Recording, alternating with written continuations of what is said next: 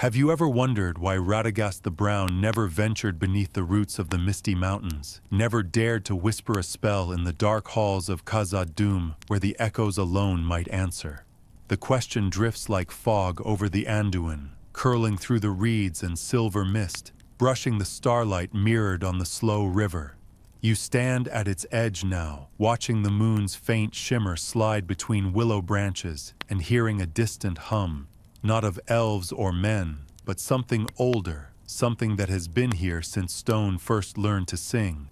It's a dangerous thought, of course, to imagine yourself wandering this far into Middle-earth alone. You probably wouldn't survive this, not without a sturdy beard, a hammer, and at least a passing knowledge of Khazad-dum curses. Yet curiosity is the better part of folly, and folly has always been the root of great stories, hasn't it? So, before you get comfortable, take a moment to like the video and subscribe, but only if you genuinely enjoy what I do here.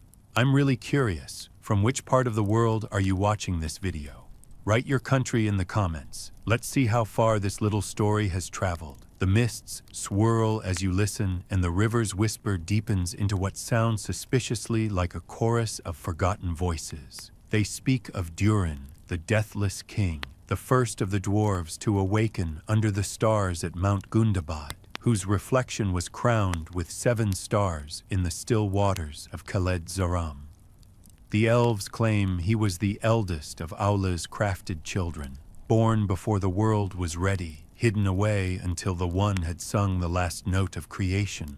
Scholars still argue, was Durin a single soul reborn through 7 lives, or a lineage so proud they simply refused to admit death? It's one of those debates that grows louder after a pint or two in any dwarven tavern, where the surest way to lose your ale is to suggest that the first Durin might have merely been lucky enough to look immortal. Yet the mountain itself keeps no record. Its heart beats slow and secret. The mist thickens, and as it folds around your shoulders, the world begins to hush. Even the night birds pause mid-call, as though something deep and old has stirred beneath the peaks. You take a slow breath, feeling the cool air fill your lungs, scented faintly with moss and iron, and you can almost hear the hammer of creation striking once, twice, eternally in the hidden forges of legend. Now, dim the lights, maybe turn on a fan for that soft background hum, and let's ease into tonight's journey together. You climb now toward the chill heights of the Dimril Dale, where dawn gathers its first breath and spills silver light across the lake called Khazad-dum, the mirror of legend. The mist thins as you approach, revealing a stillness so complete that even your footsteps seem hesitant to disturb it. The air is sharp and clean, carrying the faint scent of snow and pine resin. It tastes of beginnings. Here, beneath the mountain's shadow, the world feels untouched by time. The same wind that once brushed Durin's hair now brushes yours, though suspect his beard handled it better. According to the oldest tales, it was upon this lakeshore that Durin the Deathless first opened his eyes to starlight. He gazed into the water and saw a crown of 7 stars glittering above his reflection. The sign, say the Dwarves, of his eternal soul, a spirit destined to walk the earth again and again through his descendants. This, at least, is the canonical truth preserved in the appendices of The Lord of the Rings. Durin awoke in the elder days alone at Mount Gundabad, and later journeyed south to find this valley, where he founded Khazad-dum. Yet scholars, ever restless, have argued for centuries over the meaning of his reflection.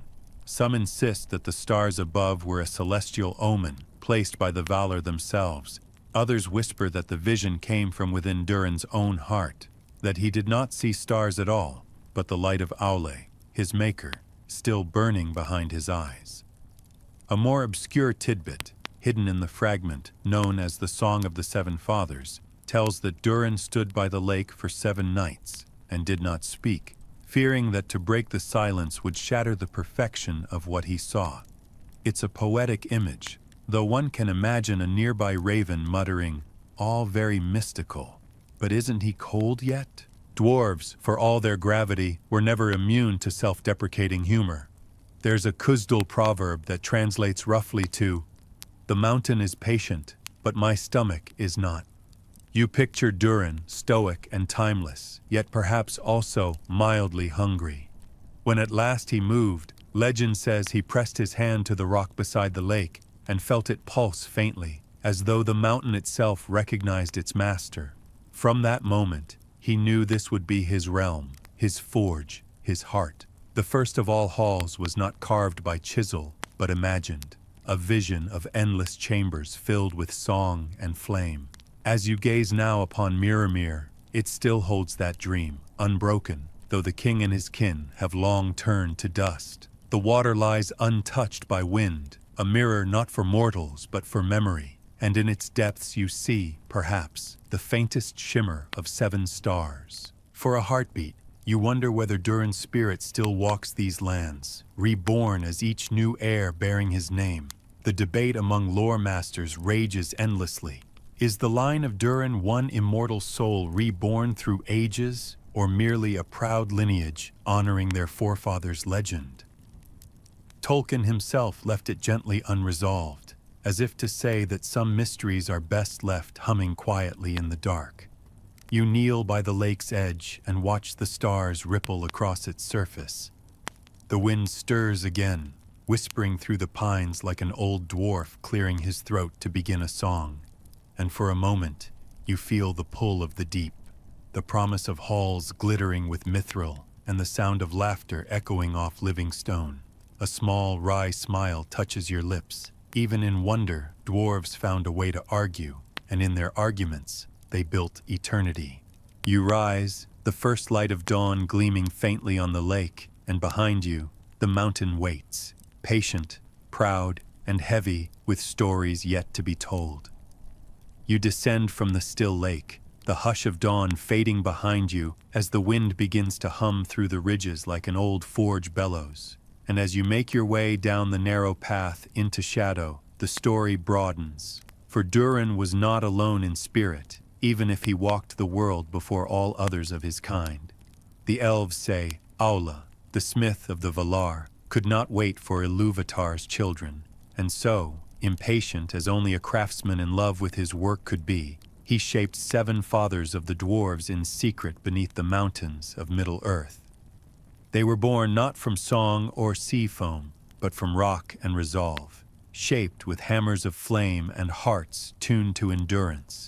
Durin was the eldest and the mightiest, but there were others, the fathers of the Firebeards, the Broadbeams, the Iron Fists, the Stiffbeards, the Blacklocks, and the Stonefoots, all given to scattered corners of Arda, so that their peoples might grow apart and yet remain bound by the deep rhythm of the earth. It is canon that Ilúvatar, upon discovering Aula's secret act of creation, did not destroy these children, but instead granted them true life, saying that their awakening would come after the elves. And yet, a faint scholarly debate persists. Was Durin's consciousness, when he first opened his eyes, already shaped by divine grace, or did it awaken slowly, the way mountains remember the sun only after ages of shadow? Allah's disciples say that when Durin stood for the first time, he heard not words but the vibration of the world, the deep tone of A itself, and that his first instinct was not to speak, but to hum along. Some dwarves claim, half serious, half jest, that this hum was in the key of Ald's hammer striking the anvil, and that the rhythm remains hidden in the heartbeat of every dwarf who ever lived. Others, especially the more ale-inspired scholars of Erebor, argue that if Durin's hum truly echoed through the ages, it must have sounded suspiciously like someone trying to remember the tune to The Song of the 7 Hammers after 3 tankards too many. Still, beneath the jokes, a truth endures. Durin's people believed they were born of stone, but quickened by song. The obscure tidbit that few remember, mentioned only in the half-ruined parchment of the Maker's Regret, preserved by the lore masters of Rivendell, tells that Ole wept when Durin first spoke, for his voice carried an echo of the music of the Ainur, but also something new, something not even the Valar had conceived, defiance wrapped in wonder. That defiance would shape all dwarves, for they were children of will, not of submission. You can see why elves found them infuriating. You pause by a crag where ancient runes are etched faintly in the stone, half buried under lichen. The letters are Khazad-dum, sharp and deliberate, and though the translation is debated, most agree they read, Baraz Tharkunul, Khazad-dum, Redbeard, and the memory of stone. The debate here, too, has filled many a pipe with smoke in the libraries of the wise. Do these inscriptions mark the migration of Durin's kin after their awakening, or are they later additions by dwarves tracing the myth of their fathers back to imagined roots?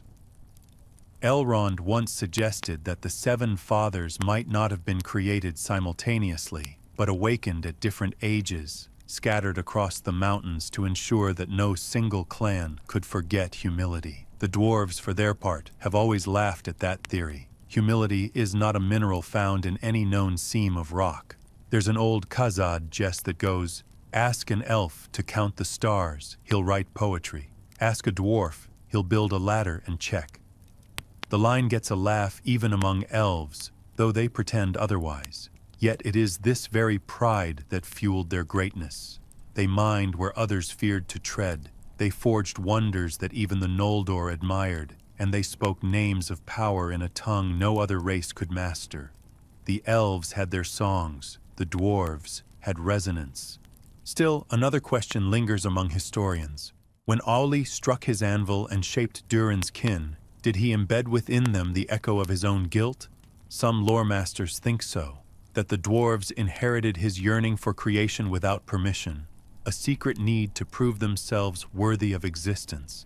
That, they say, is why dwarves dig so deep, not only for treasure, but for affirmation, as if the earth itself could answer their maker's doubt.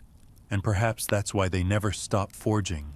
Each blade, each gem, each haul is an act of remembrance, an echo of divine apology hammered into beauty. You can almost feel that echo now as you walk, the sound of wind threading through distant shafts like breath through a sleeping giant. A canonical fact anchors this wandering thought. Durin's folk were called the Longbeards, the most noble of all dwarves, dwelling in Khazad-dum long before the First Age dawned.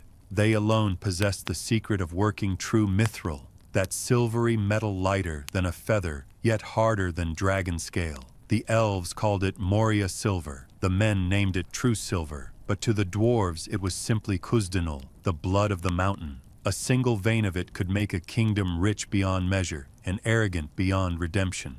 Even so, Durin's first miners were not driven by greed, at least not yet. They mined in reverence, speaking blessings before every strike, believing the earth to be alive, and that to take from it without respect would awaken wrath. This notion seems quaint now, but some of those old dwarven hymns remain, half-muttered prayers disguised as work chants.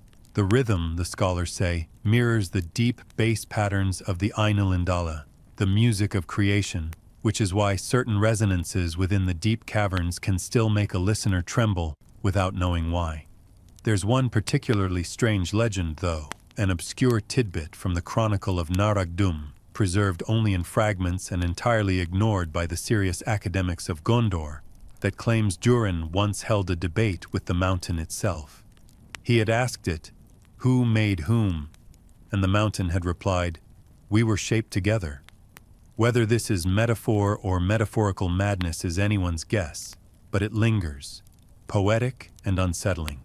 Did Durin truly believe he and the earth were siblings rather than master and servant? Perhaps that belief, more than pride, explains his reverence for Khazad-dum's roots and his refusal to leave even as the world changed above. You reach a wide cavern now, where faint veins of mica shimmer under torchlight like frozen starlight.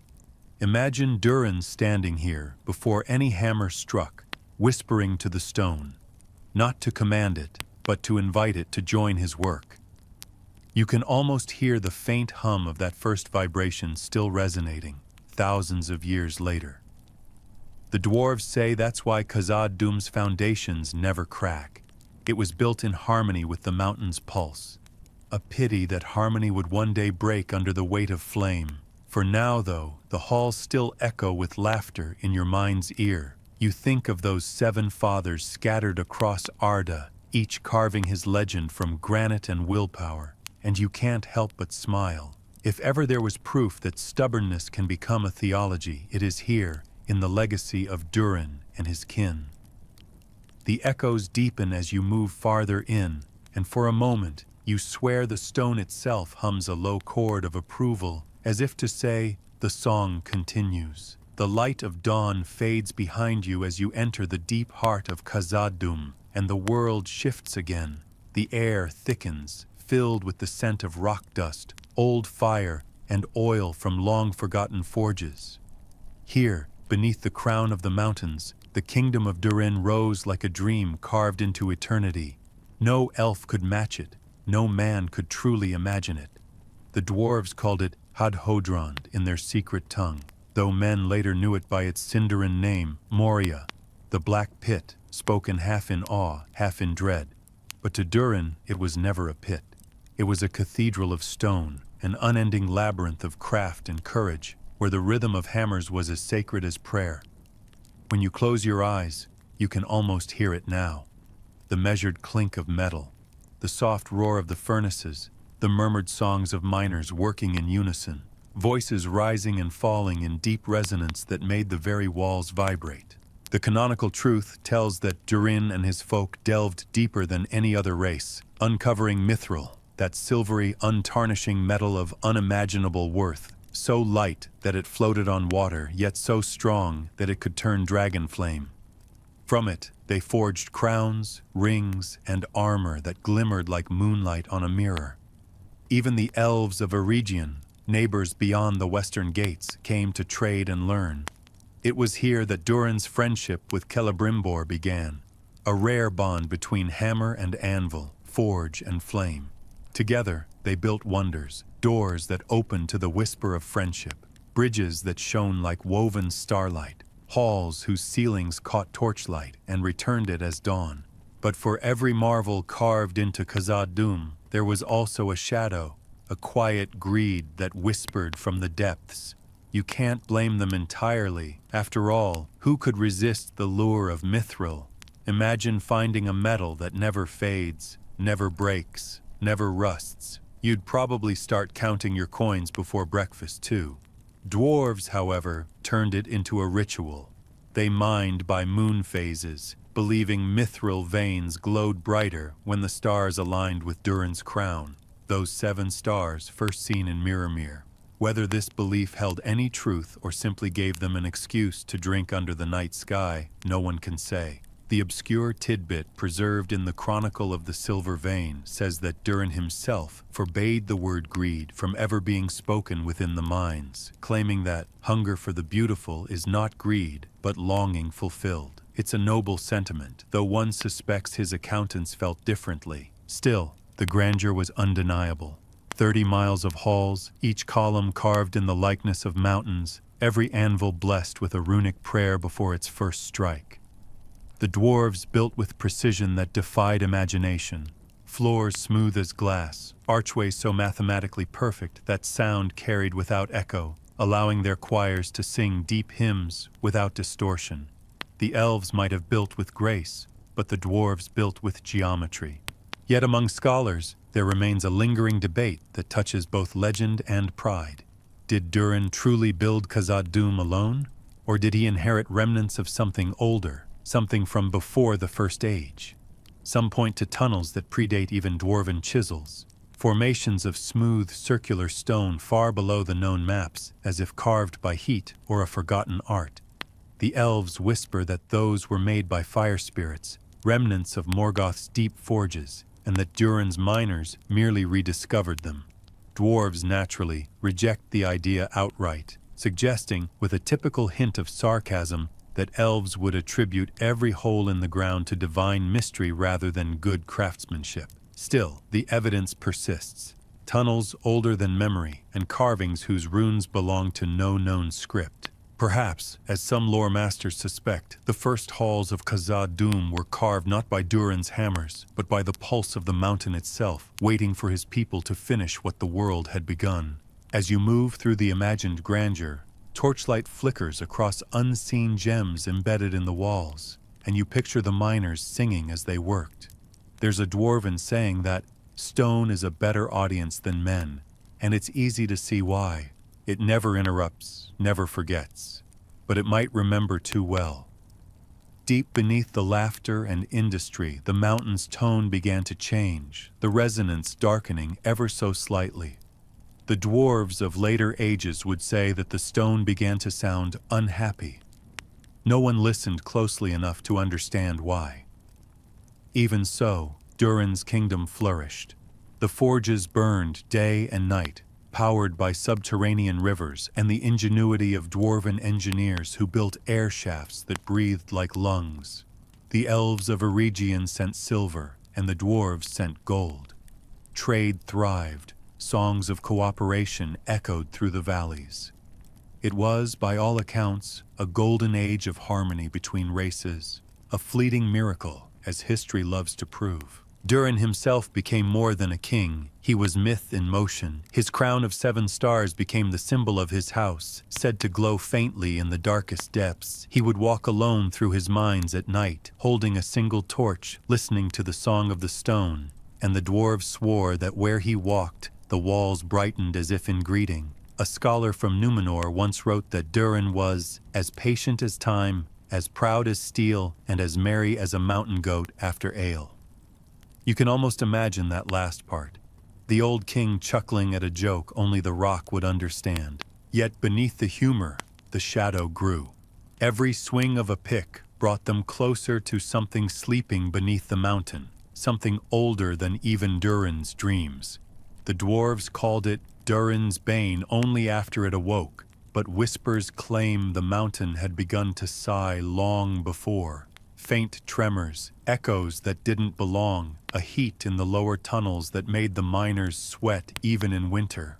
One forgotten tidbit, buried in an appendix of the Annals of Narvi, claims that Durin once halted mining for 7 days after hearing a heartbeat beneath the mithril. He called it the breathing of the world. Others call it the first warning. Scholars debate whether this myth has any truth, but the pattern is clear. The deeper the dwarves dug, the louder the silence became. And yet, you can't help admiring them. Their flaw was their faith. Faith that anything shaped by their hands could be mastered. They believed the mountain was theirs, not realizing they were only renting space from something that never paid attention to time. The tragedy of Durin's folk is that they mistook resonance for ownership. Still, when you imagine those first golden centuries, when Khazad-dum shone brighter than any realm of men, it's hard not to feel awe. The echoes of hammers and laughter rise in your mind like music, and you realize that even in their eventual fall, the dwarves achieved something no other race dared. They built eternity into stone and paid the price gladly. You tilt your head upward, picturing the vaulted ceiling stretching into shadow, and almost hear Durin's deep, amused voice. Aye, it'll hold. He wasn't wrong. The mountain still stands, scarred, silent, but unbroken. Its crown hidden in clouds, its heart remembering every song, every folly, every spark of wonder that ever struck within it. You walk deeper still, and the warmth of the forges fades into a silence so profound it hums, a living hush pressed between layers of ancient stone. This is where time itself seems to slow, where you could swear you hear centuries breathing in rhythm with your own. Khazad-dum had entered its age of peace then, the long golden sleep between wars, when the kingdom knew neither famine nor fear. The dwarves worked not from desperation, but devotion, each hammer strike a heartbeat in the lungs of the mountain. Here, in the heart of Durin's reign, the halls glowed with steady firelight, the kind that doesn't dance but lingers, warm, patient, dependable. Even the elves, for all their luminous arrogance, would admit the craftsmanship of those centuries could never be rivaled. Pillars rose like forests turned to stone, bridges arched so finely that even a whisper could travel their full length without faltering, and beneath it all, the mines sang. They truly believed the rock was alive, and perhaps, in a way, it was. A canonical fact endures from the appendices of the Third Age. The dwarves of Durin's line created wonders beyond mortal imitation, from the doors of Durin inscribed by Narvi and Celebrimbor to the mithril mail that would one day save Frodo Baggins. But it wasn't greed that built such beauty. It was something gentler, a need to make permanence out of impermanence. They knew that flesh fades, but stone remembers.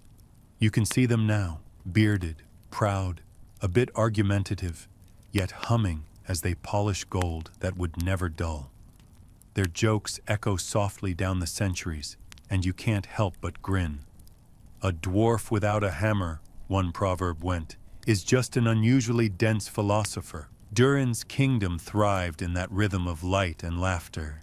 He held great feasts in the Hall of Kings, where goblets carved from crystal flowed with golden mead, and music thundered like rivers through the pillars. Dwarven choirs sang in voices so deep they could shake dust from ceilings, their songs telling of Allah's gift, of mountains that remember their makers, and of beards long enough to trip over. There's an obscure tidbit preserved in the scroll of the deep feast, a half-singed document discovered in the ruins of Moria, that claims Durin once held a contest to see who could braid their beard longest without tangling it during song. The winner allegedly tripped on the final verse and brought down half a table, which Durin considered an auspicious sign of abundance. Humor, after all, was one of his most disarming virtues. It's said he would sit among his smiths, drinking ale and listening to tales of the week's mining misfortunes, occasionally adding his own, like the time a forge master accidentally created a perfectly round sword. Durin had laughed until his braids shook, declaring it a weapon for the philosopher king. Cuts nothing, proves everything. You sense in him that rare wisdom of rulers who know laughter is stronger than fear. Yet even in peace, shadows linger. In the dimmest depths of Khazad-dum lay tunnels sealed off by order of the king, shafts too hot to approach, where air shimmered though no flame burned. The dwarves avoided them, muttering that the mountain dreams uneasily there. Still, every few decades, curiosity got the better of one ambitious miner. Sometimes they returned pale and silent, sometimes they didn't return at all. Lore masters later debated whether these disappearances were the first brush with Durin's bane, or merely the cost of delving where stone grows thin between worlds. The truth remains buried, perhaps literally. Tolkien himself never clarified what truly stirred in those depths before the Balrog awoke, leaving generations of readers and scholars to argue about it like dwarves over a misplaced gemstone. Durin's reign spanned centuries, some say nearly an age. And in that long twilight of prosperity, he began to change. His beard silvered not from age, but from the weight of memory. He grew quieter, walking the halls at night with a single lantern, tracing the runes of his ancestors with one calloused hand. Some say he was looking for something, others that he was listening.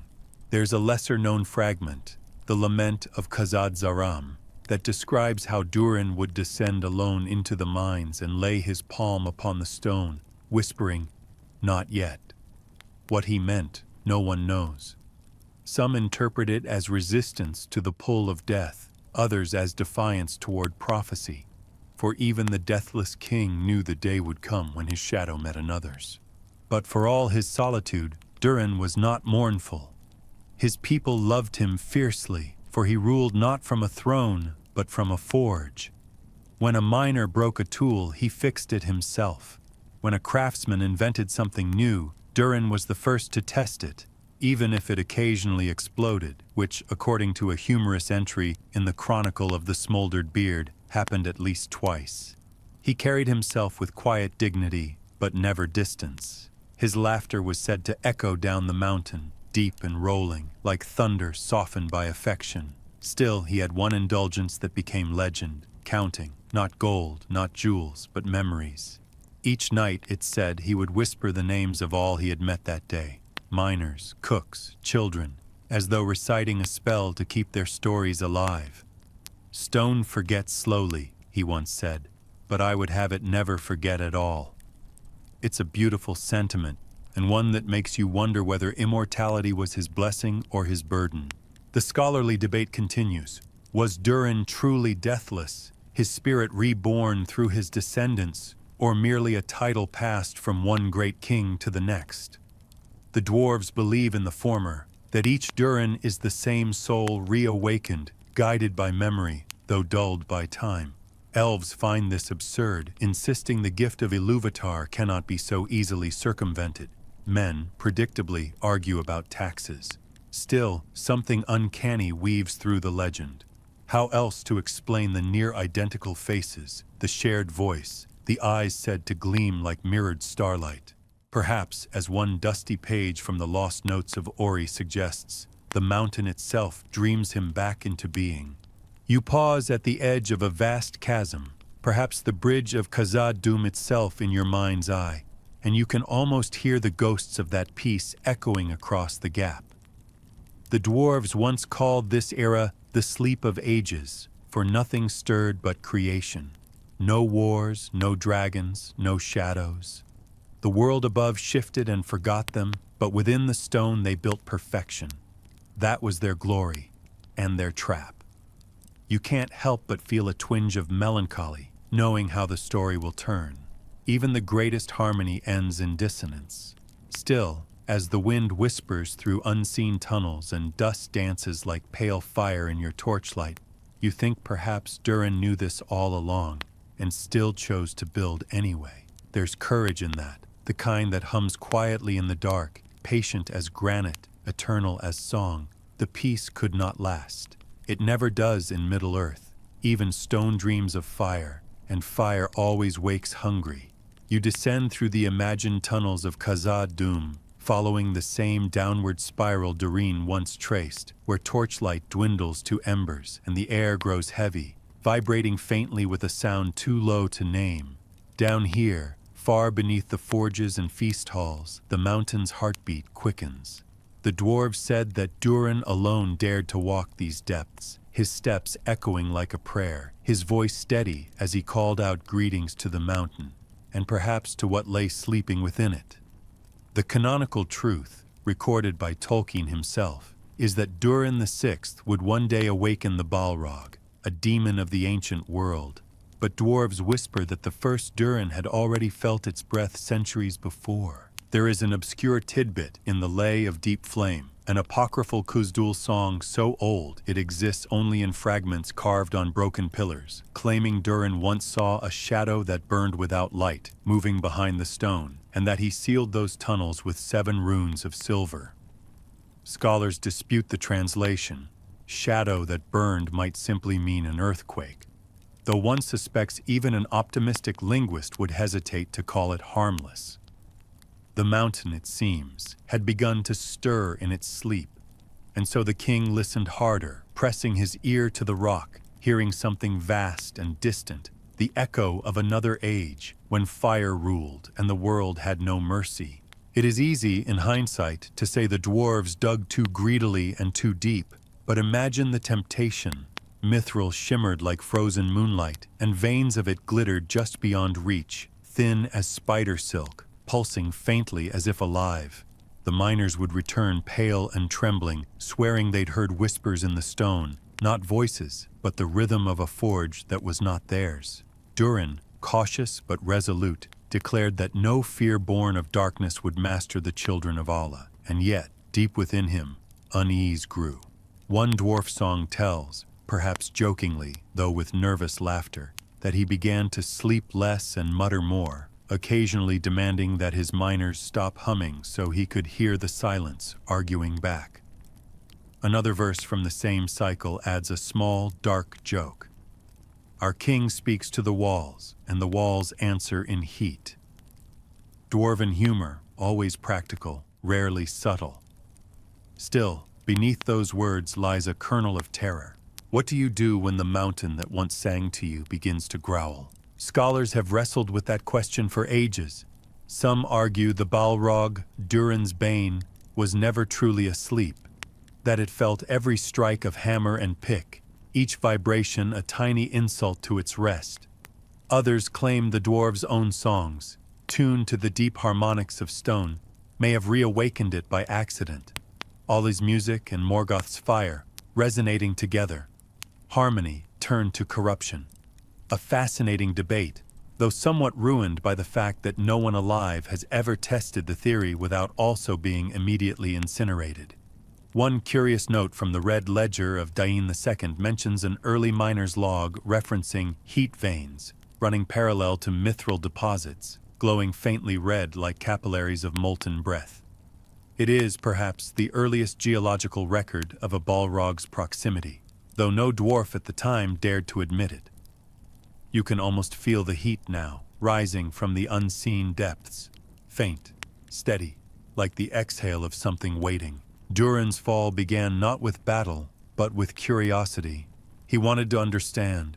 The dwarves, ever builders, believed that anything that existed could be measured, mined, mapped. But some truths are not meant to fit within ledgers or lantern light. As he ventured deeper, torches flickering, he found carvings not of dwarven hand, crude, ancient, and enormous.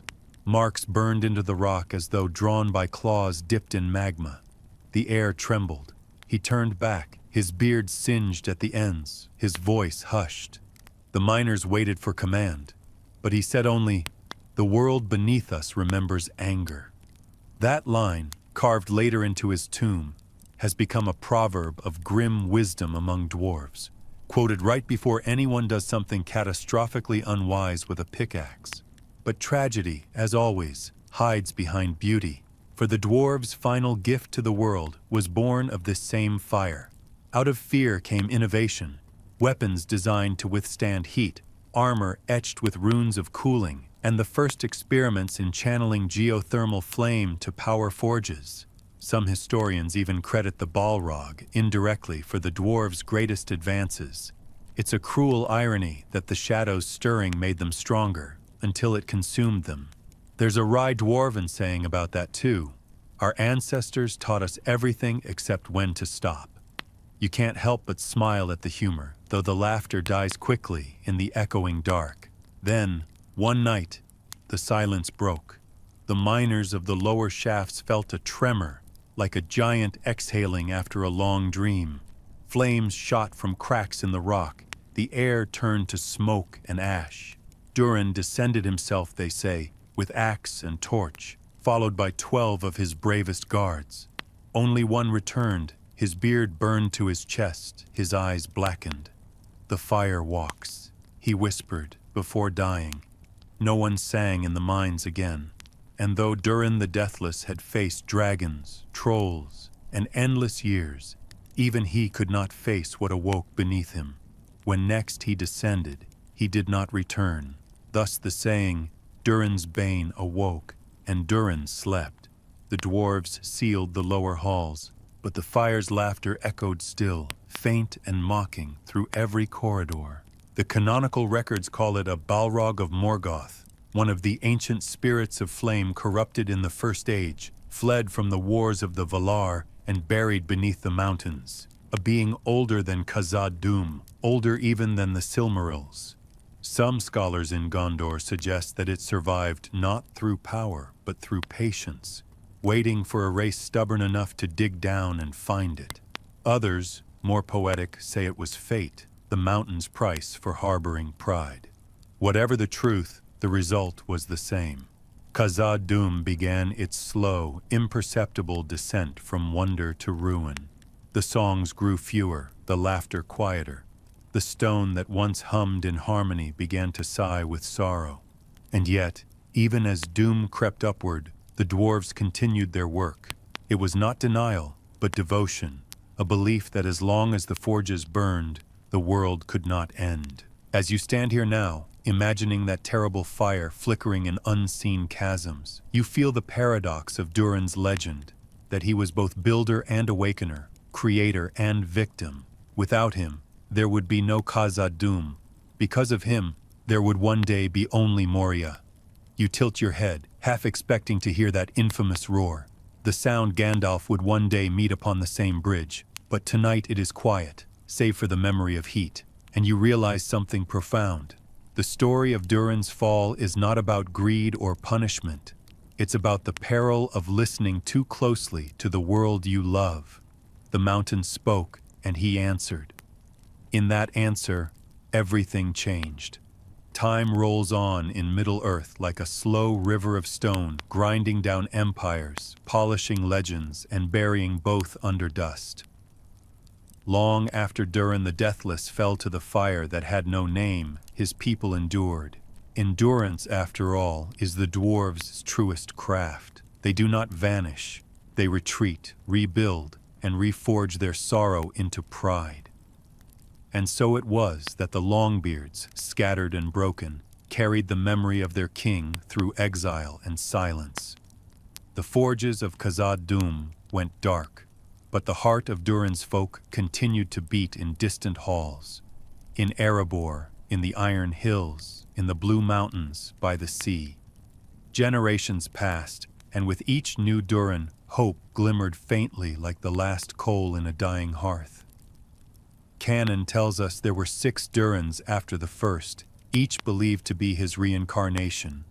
Durin reborn, his spirit returning in new form, guided by the same patience, the same longing for the mountain's song. The elves, ever skeptical, called it superstition, but the dwarves would laugh and raise their mugs, saying, "Elves call it myth because they're jealous that stone listens to us, not to them." You can almost hear the rumble of laughter in some smoky hall, mugs clashing, beards trembling with pride.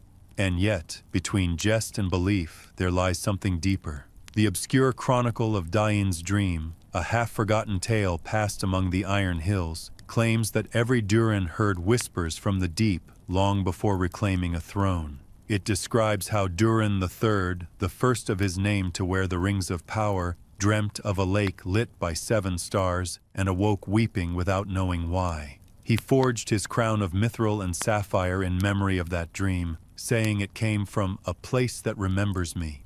Scholars debate whether this account is metaphorical or proof that the soul of Durin the Deathless lingered beyond time, reincarnated like the reflection in Mirror itself, always returning, never fully gone. And if that idea feels too mystical for your taste, consider this. Even the most practical dwarves refuse to mine near mirrored pools. They say reflections are listening, waiting for the right moment to blink. You may laugh, but they don't. Durin III was a figure of immense consequence, the first dwarf to receive one of the 7 rings forged by Celebrimbor and later corrupted by Sauron's deceit. Canon holds that the dwarves proved stubborn beyond expectation. The rings amplified their natural hunger for wealth, but could not enslave them as they did men. Aula's fire burned too cleanly within them for Morgoth's shadow to bind. Still, the curse lingered. Their treasures grew, and with them, envy. The elves lamented, the men envied, and the dwarves themselves muttered, "What's wrong with wanting a bigger chest of gold if you've built the chest yourself?" It's a fair question, though the mountain, as ever, had opinions on the matter. Their hordes drew dragons, wars, and whispers of doom. Even the proudest dwarf learned that riches attract fire faster than faith. Through the ages, the name of Durin became less a crown and more a compass. Wherever his descendants wandered, they carried fragments of Khazad-dum within their hearts, a tone, a rhythm, a memory of deep halls and endless light. Durin IV strengthened trade with the elves of a region. Durin V led his people through quiet centuries of recovery. But it was Durin VI who sealed their fate anew. Seeking to restore the old glories, he reopened the deepest mines of Moria. The dwarves sang as they dug, thinking the age of fire had passed, but history, as usual, was only waiting for another verse. And then it came. The tremor, the flame, the roar. The Balrog rose once more, that same spirit of ruin the first Durin had glimpsed centuries before. In a cruel twist of fate, the monster claimed Durin VI's life and that of his son Nain I, repeating the tragedy like a grim refrain. The dwarves fled Moria, weeping as they sealed the west gate forever. The echo of their footsteps faded, leaving the halls to darkness and flame. For centuries after, the dwarves wandered. They built anew in Erebor, founded colonies in the Grey Mountains, and sought to forget what the mountain had taken. Yet Durin's name persisted, a torch in the endless dark, even when the line faltered. When kings died without heirs, or kingdoms crumbled into exile, The dwarves would raise their eyes to the stars over Mirrormere and whisper, "Durin shall return." It became prophecy as much as faith, and one day it happened. In the Third Age, Durin the Seventh was born among the dwarves of Erebor, and his eyes shone with the same starlight seen once upon the lake. When he spoke, his voice carried the depth of mountains. "The world remembers me," he said, echoing words first spoken millennia before. Under his rule, the dwarves reclaimed Khazad-dum once more, driving out the lingering orcs and beasts, cleansing the halls with song and steel. They reforged the bridges, rekindled the forges, and filled the caverns with laughter again. Imagine the sight: torches blazing along corridors long silent, anvils ringing like bells announcing resurrection. Some say even the mountains sighed in relief, as though reunited with an old friend. Yet peace, even in victory, comes with melancholy. The dwarves of Durin 7 knew that though their kingdom shone anew, it could never truly return to its first glory. The Balrog was gone, but so were the songs that had once made the stone sing. Time had reshaped everything. The elves dwindled, men rose, and the long ages turned like slow gears grinding the world's memory to dust. Still, the Longbeards held fast. They kept their lore, their humor, their stubborn joy. "Death," said one dwarf poet, "is merely a mining delay." You smile at that, picturing a line of dwarves debating mortality as if it were a logistical inconvenience. And perhaps it is, for a people whose hearts beat to rhythms deeper than years. The scholarly debate over Durin's reincarnation continues even now among readers and loremasters alike. Some insist that the so-called rebirth of Durin the Seventh was no more than mythic continuity, a poetic device meant to symbolize dwarven resilience. Others swear that the pattern of return, the sevenfold recurrence, mirrors the very structure of the music of the Ainur, suggesting that Ilúvatar himself wove Durin's cycle into the world's design. Tolkien never confirmed either theory, leaving the mystery as enduring as the mountain itself.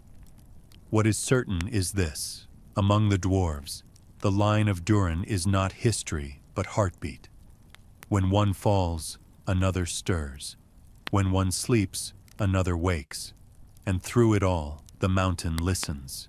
Now, as you picture those shining halls alive again, you can almost hear the echo of pickaxes striking, of deep voices raised in song. Somewhere within, perhaps, Durin's spirit hums softly along, a melody older than grief, deeper than flame. And maybe that's the lesson hidden beneath all the legends and laughter, that the fire which once destroyed can also light the way home. The songs fade again. Time, the slowest thief, steals the echoes of even the proudest halls. You stand at the edge of the ages now, where Khazad-dum lies empty once more, its forges cold, its laughter silenced, its glory reduced to whispers that rattle through broken arches like sighs of the dead. The long dark of Moria, the dwarves called it, an age where shadow was not merely absence of light, but a presence of memory. The canonical record tells it plainly. After the slaying of Durin the Sixth and Nain the First by Durin's bane, Khazad-dum was abandoned. Orcs and fouler things crept into the void, claiming the halls for their own. The elves mourned, men forgot, and the dwarves, oh the dwarves, refused to speak the name Moria without spitting afterward, as though the word itself were cursed. They would only whisper Khazad-dum, the name of home, never surrendering its dignity to ruin. You imagine that silence now. The empty corridors stretching for miles, the pillars half-toppled, the bridges cracked but still defiant, the great gates sealed by grief and iron. No fires burn here. Even echoes have grown old. The air smells of dust and centuries. If you listen long enough, you might hear what the mountain remembers: footsteps, songs, laughter, and the final roar that ended it all. And yet, as with every ruin in Middle-earth, the story did not end there. Centuries passed, and the deep halls began to stir once more, not with dwarves, but with other darker guests. Orcs multiplied in the deeps, their eyes gleaming with hunger and hatred. Trolls wandered from the shadows, their feet cracking the floors once polished by kings. a nameless slime crept through forgotten wells, and the echo of ancient drums began to beat again in the void. Drums in the deep, the last message from Balin's doomed colony would one day read, scribbled in terror before the ink had time to dry. But long before that moment of dread, before the Fellowship ever crossed the dark threshold, there were centuries of uneasy slumber, the kind of stillness that feels alive. Some say even after the Balrog's awakening, it did not always rage. It slept and woke in cycles, dreaming fire dreams, its body coiled like molten rope around the bones of the mountain. Dwarves believed that during those ages, the stone itself changed, warped by the heat, hollowed by breath, scarred by ancient flame. The tunnels became labyrinths of shadow, their paths winding like veins around a heart that still smoldered. An obscure tidbit, half legible in the annals of Balin's guard, hints that faint light could sometimes be seen flickering beneath the surface of the mirror, not the starlight reflection, but something deeper, like embers under glass.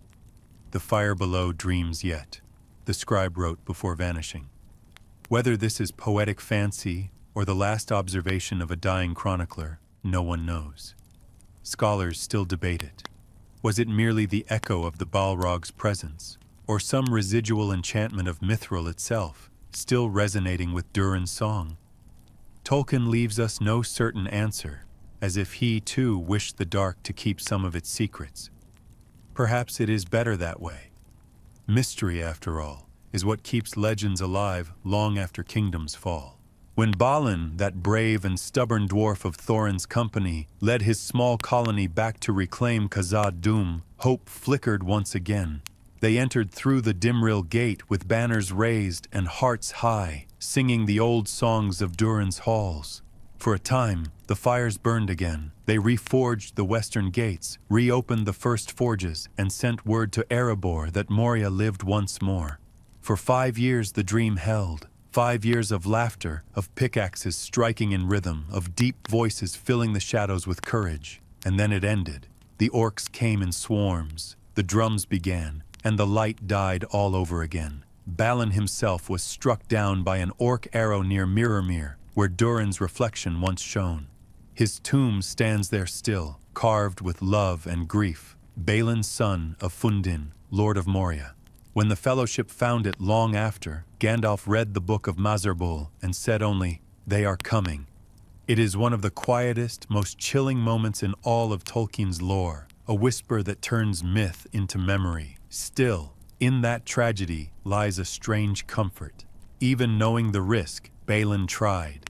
The dwarves always try. They are creatures of will, as enduring as the stone they carve. You can almost picture it. Balin, gray-bearded and smiling, running a hand along the cracked pillars and murmuring, "We'll wake you yet, old friend." There's humor even in despair.